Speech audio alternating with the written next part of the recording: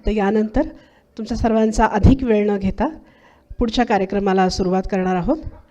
आत्ताच संस्थेच्या सहजीवन या उपक्रमाचं उद्घाटन ज्यांच्या हस्ते झालं ते डॉक्टर श्री दीपक रानडे आणि त्यांच्या सुविद्य पत्नी डॉक्टर मेधा खाजगीवाले यांचा मुलाखतीचा कार्यक्रम आता इथे होणार आहे. डॉक्टर मकरंद ठोंबरे त्यांची मुलाखत घेणार आहेत, तेव्हा मी त्यांना विनंती करते की त्यांनी मुलाखतीला सुरुवात करावी. 1-2 मिनिटाचा वेळ द्या आम्हाला, थोडंसं फक्त व्यासपीठाची अरेंजमेंट बदलण्यासाठी.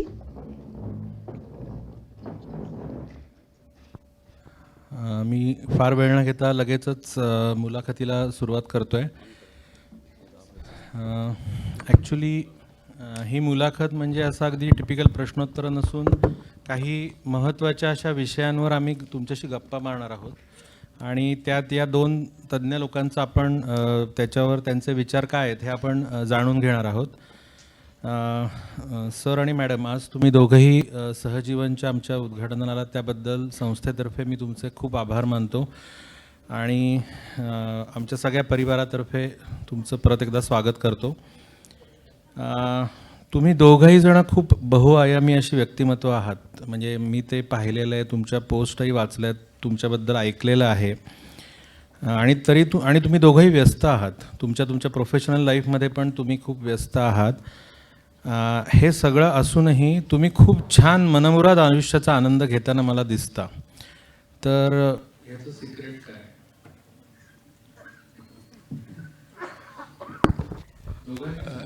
प्रथम थँक्यू सो मच, तुम्ही आम्हाला या व्यासपीठाला योग्य असं समजला म्हणून thanks so much for the opportunity.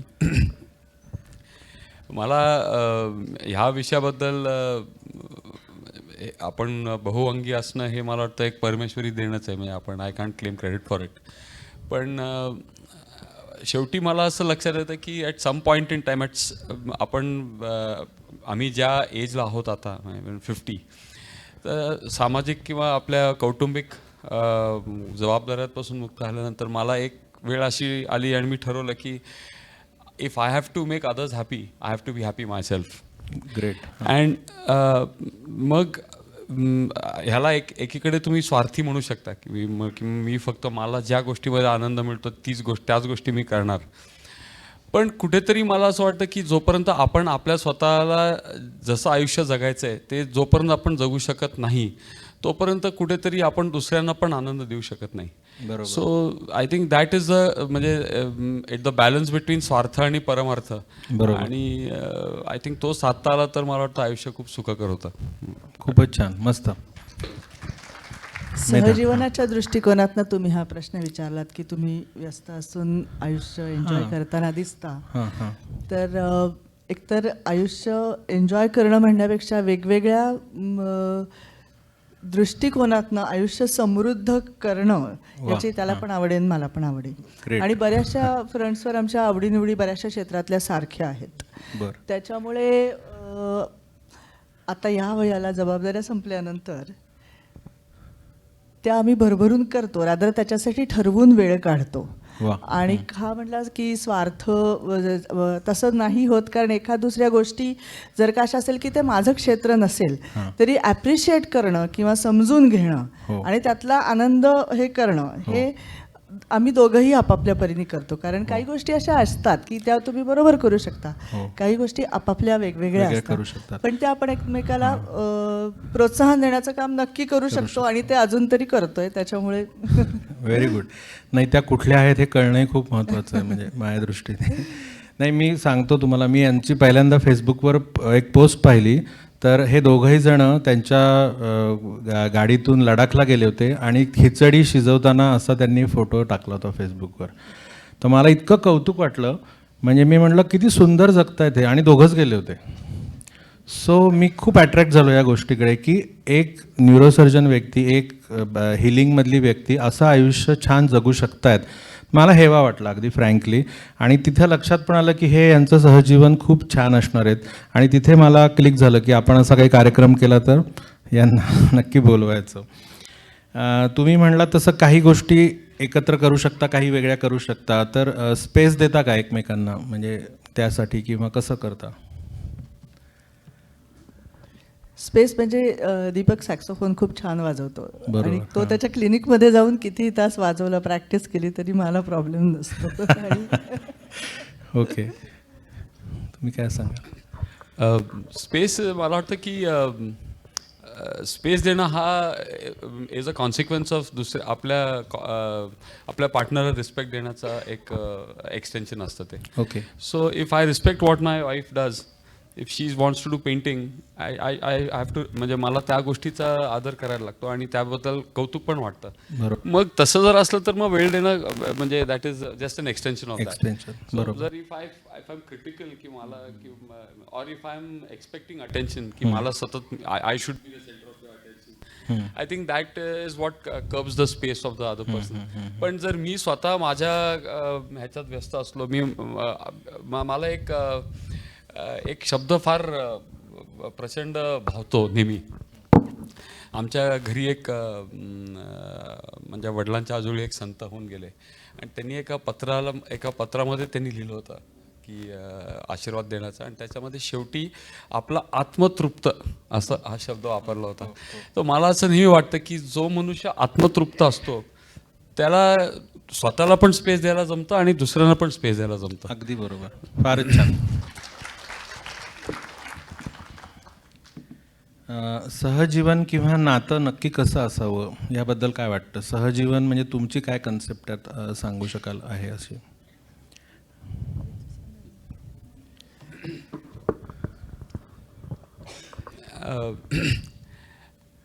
सहजीवन म्हणजे ॲज अ डॉक्टर मी तुम्हाला त्याचं जरा एक विस्तारित व्याख्या आहे माझ्या दृष्टीतनं. जसं आपले अगोदरचे वक्ते त्यांनी फार सुंदर त्यांचं मतप्रदर्शन केलं की पालकत्व हे निव्वळ आपल्या पाल्याच्या पुरतं मर्यादित न ठेवता त्याचं एक जास्त विस्तारित स्वरूप असतं. तसंच सहजीवन म्हटल्यानंतर मला नुसतं माझ्या सुविद्य पत्नी जसं आपण उल्लेख केला त्यांच्याबद्दलच्या पुरतं मर्यादित न ठेवता सहजीवन हे माझ्या व्यावसायिक क्षेत्रामध्ये पण त्याची गरज लागते. कारण माझं क्षेत्र असं आहे की ज्याच्यामध्ये मला एकटं काहीच करता येत नाही. I need the support of my colleagues, my nursing staff. म्हणजे मी ज्या वेळेला ऑपरेट करतो त्यावेळेला मला कित्येकदा असं जाणवतं की माझी एक फार जी बरोबर खूप जास्त सर्जरीजला असिस्ट करते ती एक सुवर्णा सिस्टर म्हणून एक आहे. आणि मला ह्या सहजीवनाबद्दल जेव्हा विचार करायला लागलो तेव्हा लक्षात आलं की मी ज्या वेळेला ऑपरेट करतो आणि मी सगळ्यात आनंदी असतो वेन शी इज असिस्टिंग मी, तर त्याचं कारण असं होतं की मी पुढची काय स्टेप करणार आहे ते तिला ऑलरेडी माहिती असायचं आणि मी नुसता हात पुढे केला की ती बरोबर ते इन्स्ट्रुमेंट मला मिळायचं हातात. So being in sync with another person, त्या एक प्रकारचा एक समतोल आणि एक प्रकारचं एक कनेक्शन जे बऱ्याचदा आता माहीत माझ्या बाबतीत असं जाणवतं की मी एखादी गोष्ट म्हणायला आणि ती त्या क्षणी म्हणायला की मी त्याच गोष्टीबद्दल आत्ता विचार करत होते आणि आपण असं कित्येकदा झालेलं आहे. आता हे काही घडवून आणता येत नाही, ते मे बी मी नशीबवान आहे की मला अशा व्यक्तीबरोबर मला माझं आयुष्य घालवण्याची संधी दिली देवानी. पण सहजीवन म्हणजे मला असं वाटतं की कुठच्याही व्यक्तीबरोबर आपल्याला जर जुळवून घ्यायचं असलं तर एक प्रकारची कुठेतरी ॲक्सेप्टन्स, एक प्रकारचा टॉलरन्स, एक प्रकारचा आदर त्या व्यक्तीकरता आणि एक प्रकारचं कंपॅशन की त्या व्यक्तीला पण कधी कधी अडचणी असू शकतात. तर ह्या सगळ्या गोष्टी जर आत्मसात करता आल्या आपल्याला तर मला वाटतं सहजीवन हे not only with your spouse but with every person who come in contact with can be very effective. आपण असं म्हणू शकतो की ते नातं दृढ आणि छान राहावं यासाठी ह्या सगळ्या गोष्टींची आवश्यकता आहे. मला सहजीवन म्हणजे आत्ता आपण जे काउन्सिलिंग सहजीवन जो विषय आहे त्याच्या संदर्भात बोलायचं झालं तर मला वाटतं की सहजीवन म्हणजे फक्त दोन व्यक्ती एकत्र येऊन त्यांचं जगणं आणि मग ते कसं काय जेल होत आहे छान किंवा काय हे नसून सहजीवन म्हणजे ती व्यक्ती त्या व्यक्तीच्या संपर्कातले सगळे नातेवाईक, मित्रमंडळी, शेजारपाजार, त्याचे कलिग्स, त्याचप्रमाणे बायकोच्याही बाबतीतले तेच, बरोबर. ह्या सगळ्यांना स्वीकारणं करेक्ट. म्हणजे सहजीवन असू शकतं. कारण अदरवाईज असं आपण खूप ठिकाणी बघतो की नवरा बायको जगत असतात, पण मला तुझी आई आवडत नाही, मला तुझे मित्र आवडत नाहीत, मला तुझे हे आवडत नाहीत, मग तू एकटाच जा किंवा मग तू एकटीच जा, मी तुझ्या माहेर येणार नाही, अशा टाईपचं जे दिसतं, तर तिथे मला वाटतं छेद जातात. तर बरोबर. ह्या ती व्यक्ती आणि त्याच्या भोवती असलेलं संपूर्ण त्याचं क्षेत्र आणि ही व्यक्ती, या सगळ्याला स्वीकारणं म्हणजे सहज. म्हणजे आपण म्हणू ती व्यक्ती एक पॅकेज या स्वरूपामध्ये तिला आपण स्वीकारलं गेलं पाहिजे. आम्ही मुला मुलींना लग्न ठरणाऱ्या जेव्हा विचारायला येतात, म्हणजे आम्ही विचारतो त्यांना की का लग्न तुला करावं असं वाटतं, त्यावर बरेच लोकांना उत्तरच देता येत नाही. म्हणजे आणि बरेचदा अशी उत्तरं मिळतात की आता सगळ्यांचीच झाली ना, माझंच राहिलं आहे, किंवा नात्यातल्या बहुतेकांची झाली, किंवा आता काय केलं पाहिजे ना कुणाशी तरी, किंवा असा तो एक निराशावादी थोडा सूर त्याच्यामध्ये दिसतो, किंवा घरचे मागे लागत आहेत वगैरे.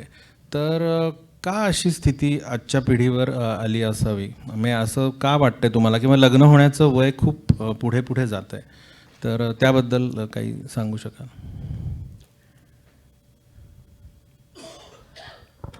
कंपॅनियनशिपची गरज आहे का नाही हेच कळत नाही अशा आजच्या पिढीला, असं तुम्हाला वाटतं?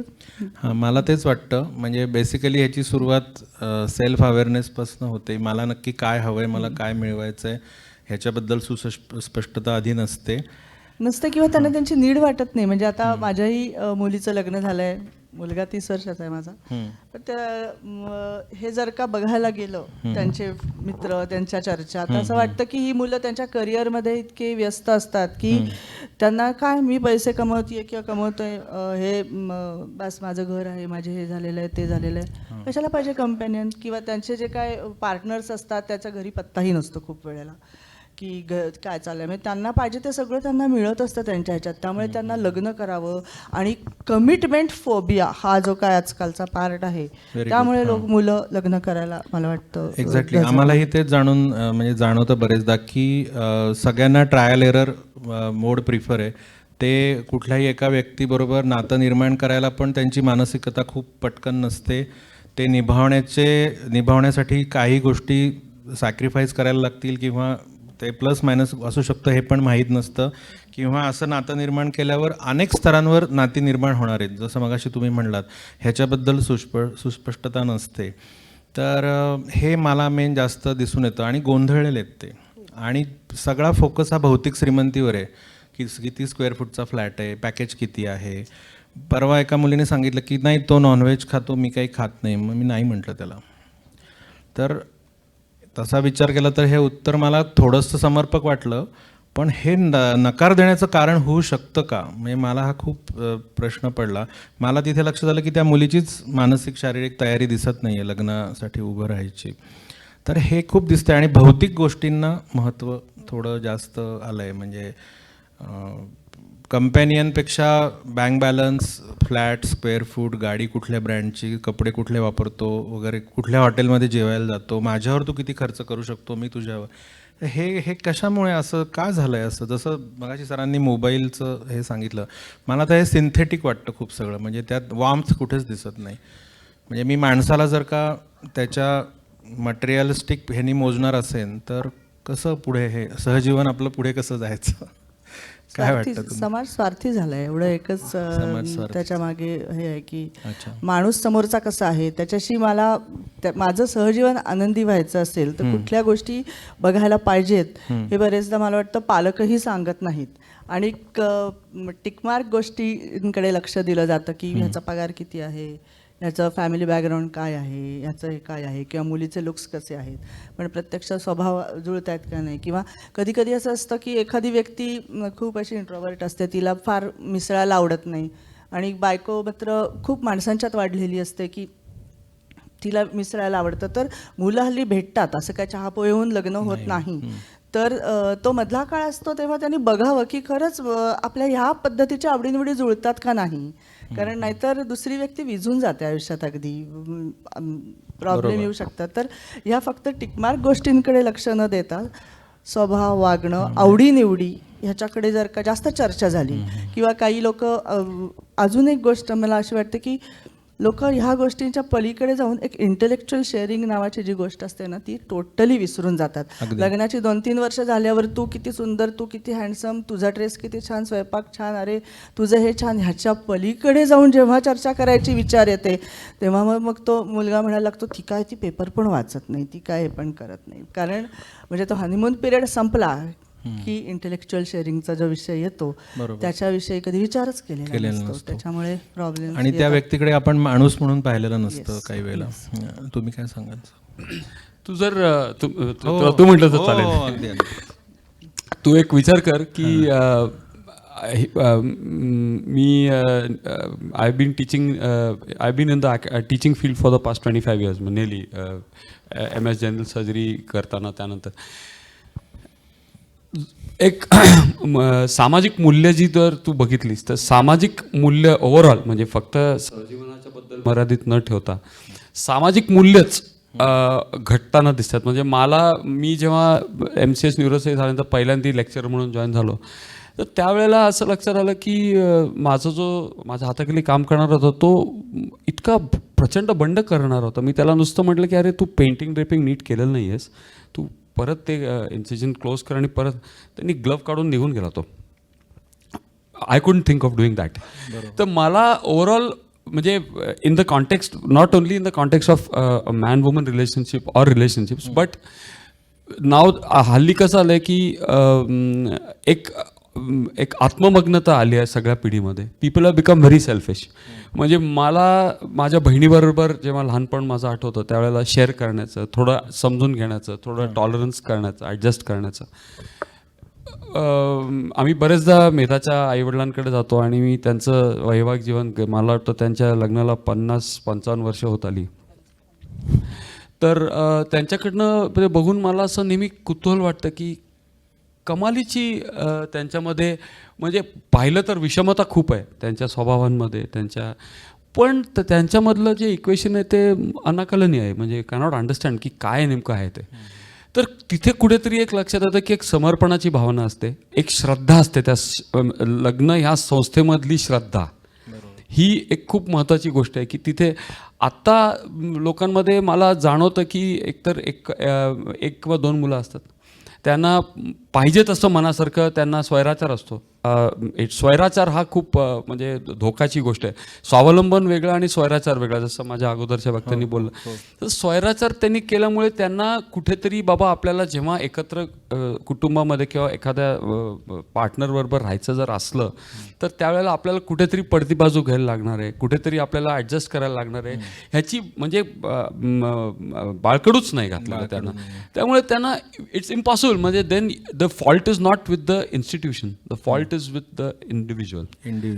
So that distinction has to be made. And if we have to rectify this, I think not only from the म्हणजे फक्त लग्न ह्या विवाह संस्थेच्या बद्दल आपण सहजीवनाच्या बद्दल तर बोलतोच आहोत, पण त्या व्यक्तीचं ओव्हरऑल आयुष्य सुधारण्याकरता त्याला त्याची आत्ममग्नता घालून कुठेतरी एक टीम, एक काहीतरी शेअर करण्याची क्षमता, एक काहीतरी पडती बाजू घेण्याची क्षमता, कुठेतरी त्या जर आपण व्हॅल्यूज जर निर्माण केल्या तर सगळ्या गोष्टींवरती त्याचा परिणाम आपल्याला दिसून येतो. बरोबर, ॲब्सोल्युटली. म्हणजे आम्ही नेहमी असं चर्चा करतो की पूर्वीच्या काळातली म्हणजे आपल्या आईवडिलांच्या काळातली जर का कपल्स बघितली तर असे कधी ते भांडलेत कडकडून किंवा असे कधी आपल्याला आठवतच नाही आहे. किंवा एक प्रकारचं असं समाधान असतं किंवा प्रत्येकाने सॅक्रिफाईस केलेलं असतं, पण त्यात मी केलं आहे, हे मी केलं आहे. म्हणजे हल्लीच्या ज्या पिढीत असतं तसं कोणी कोणाला सांगताना दिसत नाही. तर काय असेल असं की अशी सक्सेसफुल मॅरेजेस आपण आपल्या आधीच्या पिढीतली जेव्हा बघतो तेव्हा आम्ही नेहमी असं वाटतं की जशी एक शाळा किंवा कंपनी ह्या संस्था असतात तशी ही लोकं काय म्हणतात तसं कुठल्या तरी स्वार्थी पर्पजसाठी आमचं जोडपं अशी एकत्र न येता ती संस्था चालवायला म्हणून एकत्र आलेली होती. आणि मग ती संस्था वाढवायची कशी, ती टिकवायची कशी. मग त्या संस्थेमध्ये नंदा आल्या, त्या राहून गेल्या, त्यांची मुलं राहून गेली, पण कधी त्या बायकांची कुरकुर नसायची किंवा तिच्या माहेरचं कोणी आलं तर असं काही नसायचं. कारण ती संस्था त्यांना छान टिकवायची होती. ही मूल्य आता गेलेली आहेत, म्हणजे हे लोकांच्या डोक्यातच नसतं. त्यामुळे तुम्ही सांगताय ते बहुतेक प्रॉब्लेम या समस्या घेऊन लोक येत असावीत तुमच्या. किंवा आम्हाला हे पण दिसतं की लोकांना नात्याचे फायदे हवेत पण जबाबदाऱ्या नकोत. म्हणजे हक्क लगेच कळतो पण मी ते नातं पूर्ण निभावते का, माझा रोल रिस्पॉन्सिबिलिटी ज्या आहेत त्या मी नीट हे करते का, त्याबद्दल ते बोलत नाहीत. तर हे पण याच वृत्तीमुळे वाढलं असावं का. म्हणजे आणि आता तर दुसरी एक जाणवणारी गोष्ट म्हणजे डिस्पोजेबल कल्चर आलं आहे आता. हो you have everything disposable and may be that includes the spouse also. So you know there are it's like okay नाही जमलं तर आय गेट अनदर वन. म्हणजे दॅट कमिटमेंट ऑर दॅट नाही, व्हॅल्यू सिस्टीमवर काम करायला लागणार आहे.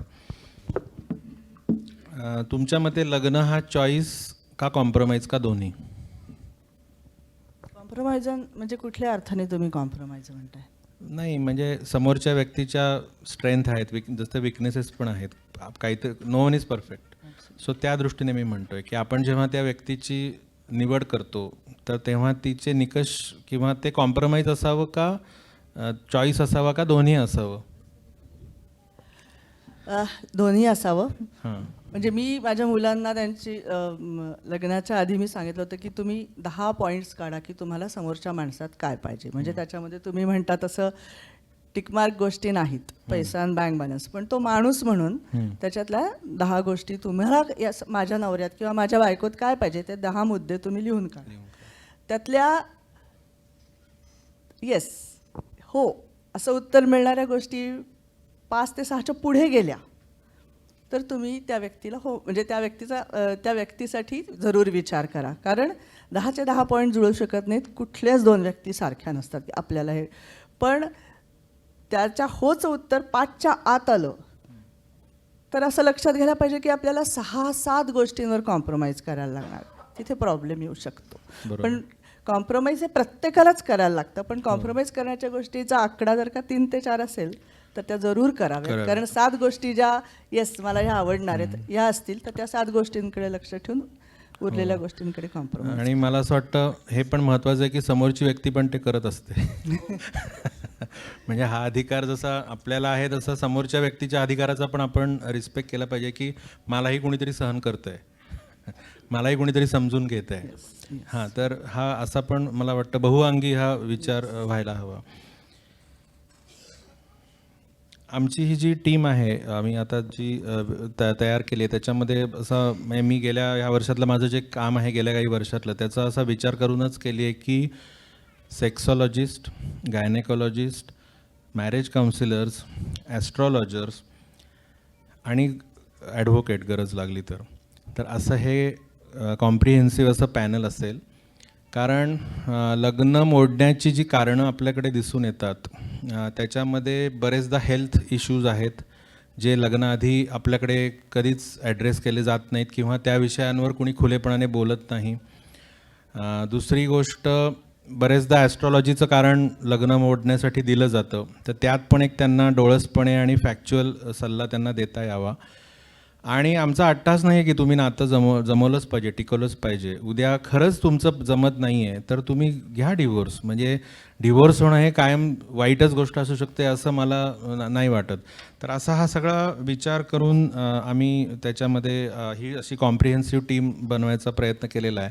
तर तुम्हाला काय वाटतं हा ॲप्रोच लोकांना आपल्या असा खूप रिॲलिस्टिक किंवा खूप थोडासा जास्त क्रिटिकल वाटेल का, लोक हे स्वीकारतील, म्हणजे समाज हा स्वीकारेल ही गोष्ट? कारण माझे तर खूप क्लिअर व्ह्यूज आहेत की तुम्ही स्पर्म काउंट करा मुलाचा लग्नाआधी, तो स्पर्म काउंट कमी होता हे लग्न झाल्यानंतर 5 वर्षांनी लक्षात येणार, मग तुम्ही तपासण्या सुरू करणार. उद्या मुलीला एखादं फायब्रॉईड असेल तिचे ओव्ह्युलेशन्स स्टडी करा तुम्ही लग्नाआधी. म्हणजे ऑब्स्टॅकल्स जेवढे कमी करता येतील पुढचा विचार करून तर ते आत्ताच करावेत असं माझं तर स्पष्ट मत आहे. पण ज्या वेळेला आम्ही हे मुलामुलींशी किंवा त्यांच्या पालकांशी बोलतो तर ते अरे अहो असं काय बोलताय तुम्ही, हे म्हणजे त्यांना हे दुर्दैवाने अजून वास्तव स्वीकारता येत नाही आहे. तर काय वाटतं तुम्हाला, आमचं हे धाडस वाटतंय सहजीवन का हे फॅक्च्युअल वाटतंय? तुम्ही हे करताय हा फारच स्तुत्य उपक्रम आहे. म्हणजे मी तुम्हाला माझ्या वैद्यकीय ॲज अ डॉक्टर मी तुम्हाला सांगतो काय की आमचे काही कलिग्स आहेत ते सांगत होते की त्यांच्या मैत्रिणीच्या मुलीचं लग्न झालं and she had a medical condition called an imperforate hymen. That was slightly too thick. And that had to be surgically removed because in some cases it happens. बरोबर. But she had advised that mother and that girl ki you need to get this done. It's shocking to know that girl, she's married now for 1.5 years. They have immigrated to another country, but that's not been done still, and they're still living as husband wife 1.5 years down the line. म्हणजे ह्या प्रकारची एकतर ह्या गोष्टीला खूप stigma आहे समाजामध्ये, खूपच स्टिग्मा आहे, त्याच्याबद्दल चर्चा करत नाहीत. तर कोणीतरी त्याच्यामध्ये ऑब्जेक्टिव्हिटी आणण्याची, जर त्याच्यामध्ये त्याच्या सब्जेक्टिव्हिटी काढून ऑब्जेक्टिव्हली एखाद्या गोष्टीकडे बघण्याची गरज खूप खूप खूप महत्त्वाची गरज आहे ती. आणि तुमच्यासारख्या संस्थांमार्फत जिथे काय आहे की जर तुम्ही फक्त लैंगिक शिक्षणाकरता जर एखादं हे उघडलं तर तिथे कदाचित त्याची नोंदणी होण्याची शक्यता कमी आहे, कारण त्याला समाजामध्ये काहीतरी एक थोडं गंड आहे त्याला. पण जर का तुम्ही एक सर्वसमावेशक अशा सुविधा निर्माण केल्या ज्याच्यामध्ये ह्या गोष्टींचं, मग त्याला प्रॉबेबली लोक येऊन तुम्हाला येतील एका वेगळ्या मुद्द्याकरता दाखवण्याकरता, पण बाजूला when they have the time they might just ह्या पण मुद्दा तुमच्या पुढे ते मांडू शकतील. त्यामुळे हे ऑल अंडर वन रूफ असणं हे खूपच स्तुत्य उपक्रम आहे. आणि मला असं वाटतं की बरेचदा असं असतं की प्रॉब्लेम आला तर उठून लॉयरकडे जाणं हे होत नाही, कारण की लॉयर म्हटल्यानंतर बापरे आणखीन एक दचका बसतो. पण तुम्हाला एक अंडर वन रूफ बाबा काय समजा लीगल बरेच, आणि हल्ली तर तुम्हाला मी बदलती सामाजिक जी व्यवस्था आहे त्याच्यामध्ये मला तर हल्ली स्त्रियांपेक्षा पुरुषांनाच मला त्यांची दया येते जास्त. कारण बऱ्याचदा असं जाणवतं की त्या बाई त्या बाबाला, म्हणजे माझ्या ओळखीच्या एका मित्राला त्याच्या वडिलांना आणि त्याला तुरुंगात जायला लागलं, कारण त्यांनी तिला काही ती पटत नव्हती, डायरेक्टली पोलीस चौकीत जाऊन कंप्लेंट केली हुंडा विरोधी याच्यामध्ये. सो त्याच्याबद्दल अवेअरनेस क्रिएट करण्याच्या दृष्टीने जर का तुम्ही एका अंडर वन रूफ सगळ्या गोष्टी ठेवला तर इट इज अ व्हेरी, मला वाटतं ती आत्ता काळाची अत्यंत नितांत गरज आहे. आणि तुम्ही करताय हा अत्यंत स्तुत्य उपक्रम आहे माझ्या मते. थँक्यू. ॲब्सोल्युटली. हां, म्हणजे आमचा हाच उद्देश होता माझा हे सुरू करायच्या वेळेला, की एक माणूस म्हणून आधी त्या व्यक्तीला समजून घेणं आणि त्याला अनुरूप असा माणूस शोधायलाही मदत करणं. आणि तिथे आम्ही फक्त त्यांचं लग्न लावून त्यांना सोडून देणार नाही आहोत, तर लग्न झाल्यानंतरही त्यांचे प्रश्न कमी न होता वाढतात बरेचदा. तर अशा वेळेलाही तुमचं तुम्ही बघून घ्या. म्हणजे आमच्याकडे असं नसणार आहे की आमच्या सहजीवनमध्ये इतकी लग्न ठरली, किती टिकली आणि त्या टिकलेल्या लग्नांची क्वालिटी ऑफ लाईफ काय होती ह्याचा पण आम्ही ती सपोर्ट सिस्टीम पण आम्ही त्यांना लग्नानंतर देणार आहे, असं माझ्या डोक्यामध्ये आहे.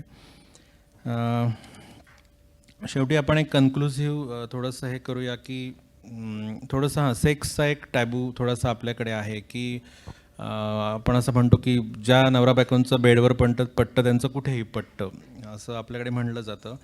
पण आम्ही मुली आम्हाला विचारतात की आम्ही पहिल्या भेटीत काय बोललं पाहिजे, दुसऱ्या भेटीत काय बोललं पाहिजे, कळतच नाही हो, मग आता कसं हे करायचं वगैरे वगैरे.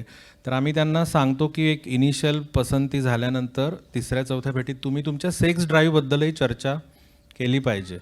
तर हा एवढा महत्त्वाचा आयुष्यात विषय असतो, पण त्याच्यावर नाही लोक बोलत. तर काय वाटतं तुम्हाला याविषयी?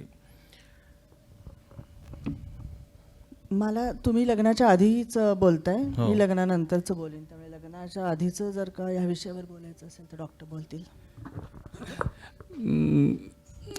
तुमचा मुद्दा हा खूपच रास्त आहे आणि मला लेट्स फेस इट की we don't have the official statistics, but I would say nearly हे अनऑफिशियली मी सांगतो कारण माझ्याकडे काय त्याचा डेटा बॅकअप देण्याजोगं काही रेफरन्सेस नाही आहेत माझ्याकडे.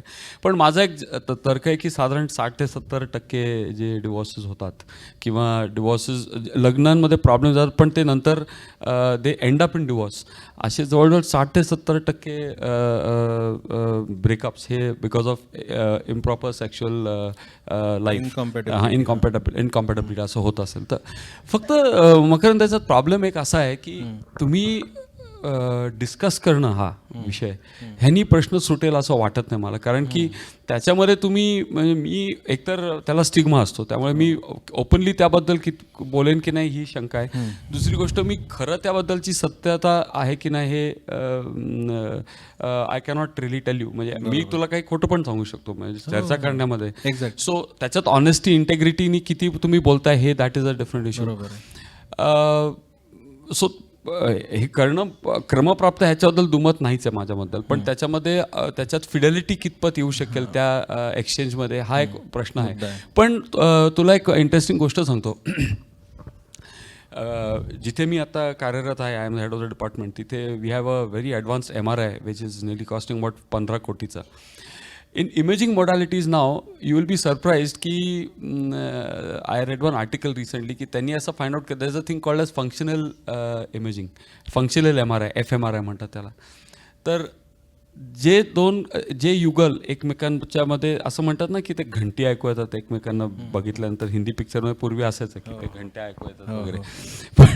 पण खरोखर जर तुम्हाला तुमचा स्पाऊस ज्याला बघितल्यानंतर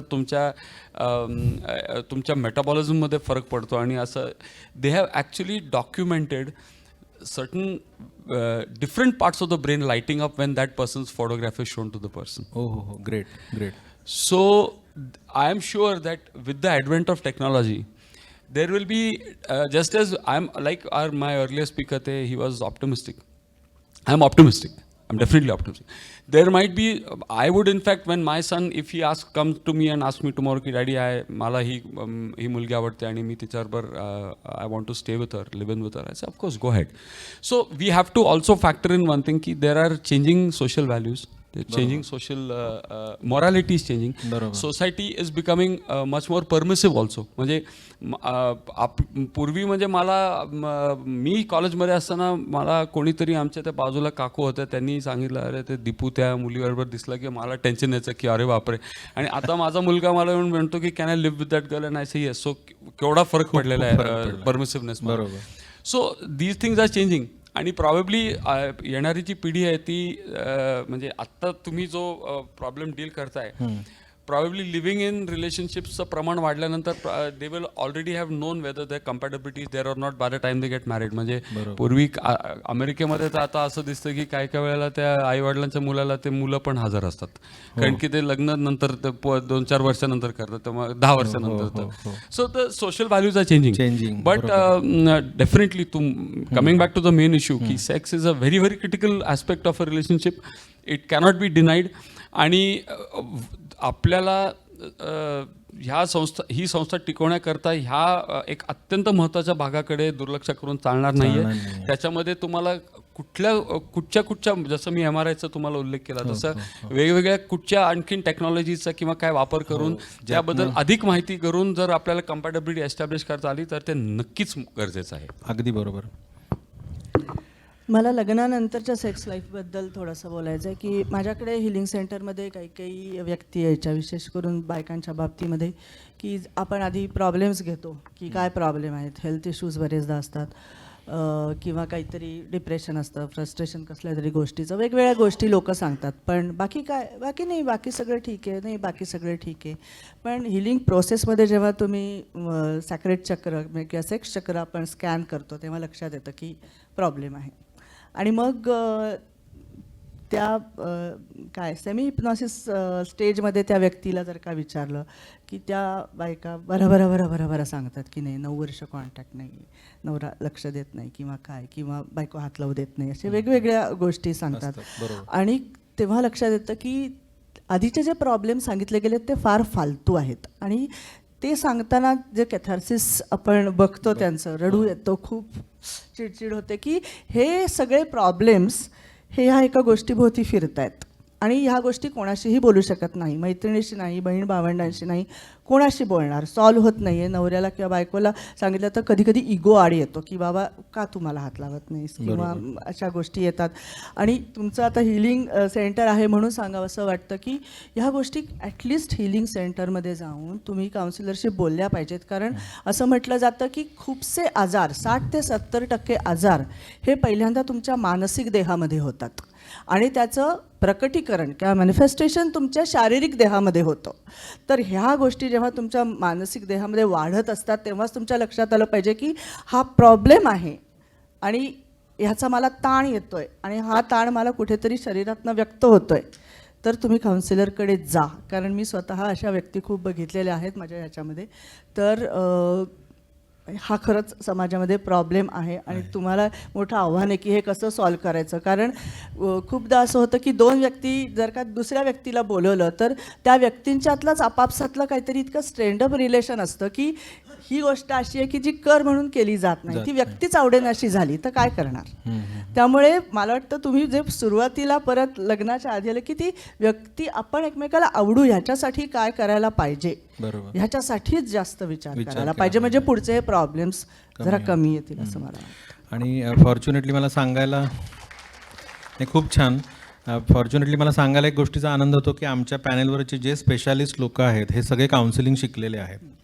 म्हणजे तो पण एक खूप चांगला भाग आहे त्याच्यामध्ये. म्हणजे आम्ही काही त्या समोरच्या व्यक्तीला भेटल्या पहिल्या भेटीत त्याच्या सगळ्या सिक्रेट्स आणि ह्याच्या काही आम्ही त्याची चर्चा करणार नाही आहोत. फक्त ज्या गोष्टींवर चर्चाच होत नाही किंवा मी मगाशी म्हणलं अचानक लग्न ठरलं वगैरे, तर ते माझ्या दृष्टीने अचानक लग्न ठरणं ही भीतीदायक गोष्ट आहे. म्हणजे तुम्ही याच्यावर सिरियसली विचार लोकांनी केला पाहिजे.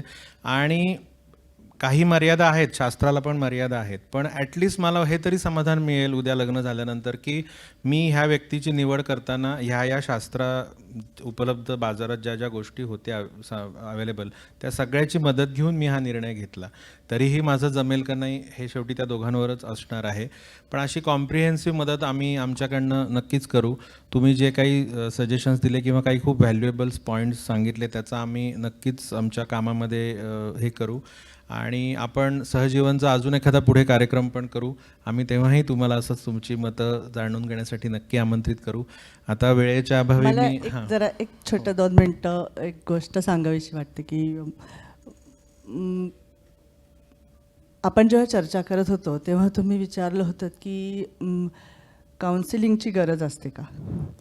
तर एक तर मला असं वाटतं की लग्नानंतर काउन्सिलरकडे जाण्याची गरज पडूच नाही, पण पडलीच तर काही जी गोष्ट मला आवडली आहे गुलजार यांची ती मला आत्ता शेअर करायला आवडेल. की त्यांनी धागे नावाच्या एका गोष्टीमध्ये असं म्हटलं आहे की विणकर जेव्हा रेशमाचे धागे विणून वस्त्र बनवत असतो तेव्हा ते धागे इतके नाजूक असतात की वस्त्र विणताना ते तुटतात आणि त्याचे विणकर गाठी बांधतो आणि गाठी मारत मारत ते वस्त्र पुढे विणलं जातं.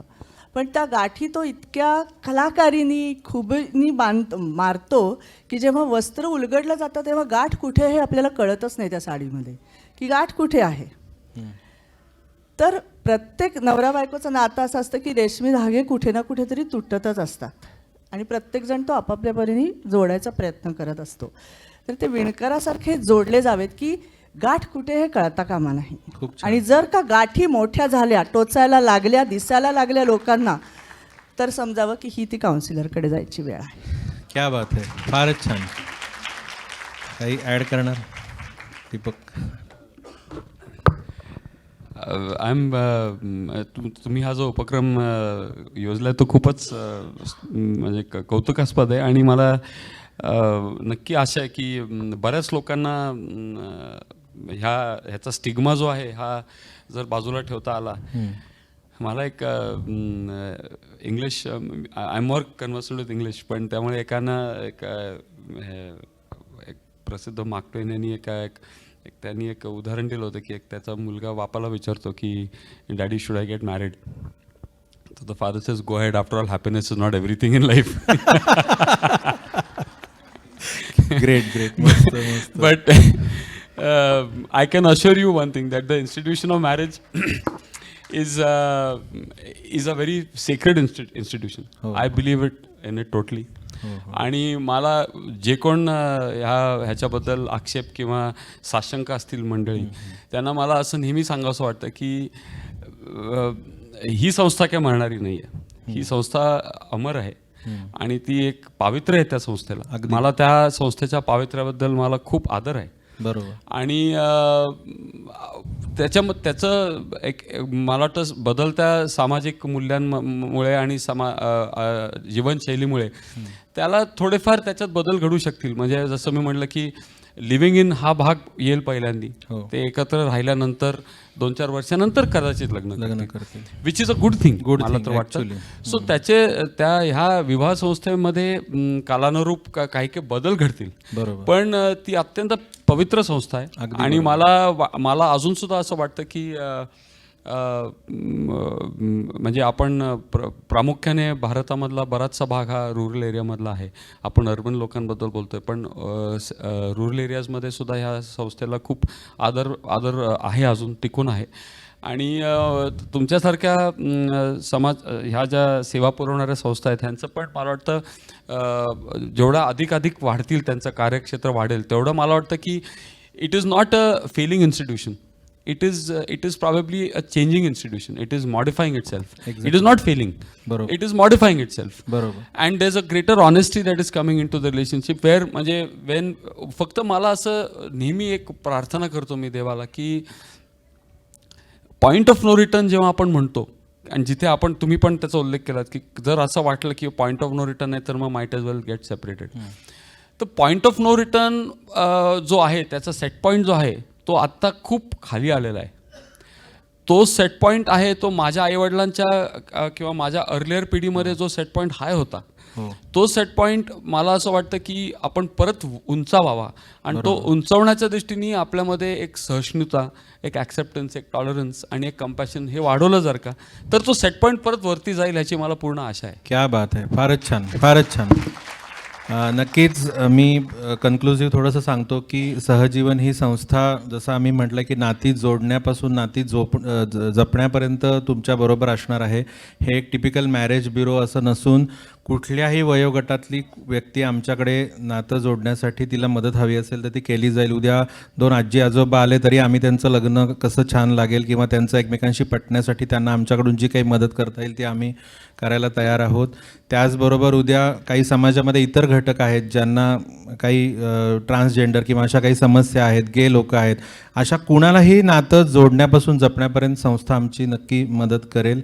त्या नॉर्मल विवाह मंडळासारखं काम तर ह्याच्यात चालणारच आहे, पण ह्याबरोबर ह्या सगळ्या फॅसिलिटीज घेऊन जेवढी त्यात पारदर्शकता ठेवता येईल आणि ऑनेस्टी ठेवता येईल आणि सिक्रेसी पण ठेवता येईल याचा आम्ही सगळ्या अँगलनी विचार करू. आणि आजचे 2 तज्ज्ञ जे मित्र मैत्रीण आपल्याला मिळालेले आहेत त्यांनी खूप छान गोष्टी आपल्याला सांगितलेल्या आहेत. मी पुन्हा एकदा संस्थेतर्फे त्या दोघांचं खूप मनापासून आभार मानतो.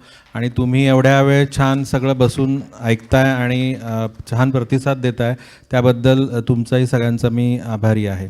धन्यवाद. व्हिडिओ आपल्याला आवडला असेल तर लाईक करा, शेअर करा.